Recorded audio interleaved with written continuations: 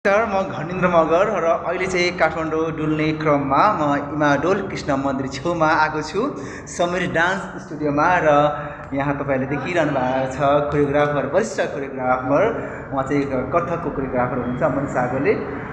उहाँलाई धेरै धेरै धन्यवाद यो मौका, यो अवसरका लागि है।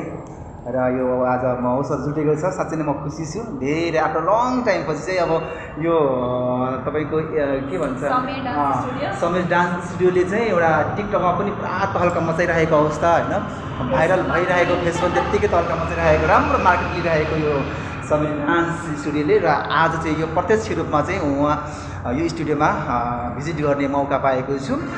र विशेष गरी हाम्रो मनिषा गोले जो कोरियोग्राफर हुनुहुन्छ, उहाँलाई धेरै धेरै धन्यवाद यो अवसरको लागि फेरि पनि होइन। र उहाँले नै इन्भाइट गर्नुभएको छ र उहाँप्रति म आभारी छु। ल अब यो कथकको बारेमा थोरै भन्नुहोस् न, केही नव आगन्तुक इन्ट्रेस्ट राख्ने कोही शुभचिन्तकहरू हुन्छन् नि यो क्षेत्रमा अलिकति चासो राख्ने? नमस्ते सबैजनालाई, म चाहिँ मनिषा गोले। यता हामी चाहिँ इमाडोल कृष्ण मन्दिरमा चाहिँ हाम्रो डान्स क्लास रहेको छ र म चाहिँ क्लासिकल स्पेसली कथक सिकाउँछु। र मैले चाहिँ अहिले अनलाइन फिजिकलहरू क्लास लिइरहेको छु। इफ हजुरहरू इन्ट्रेस्टेड हुनुहुन्छ भने अनलाइन पनि लिन सक्नुहुन्छ। र मलाई हजुरको कुन ठाउँ भन्नुहुन्छ?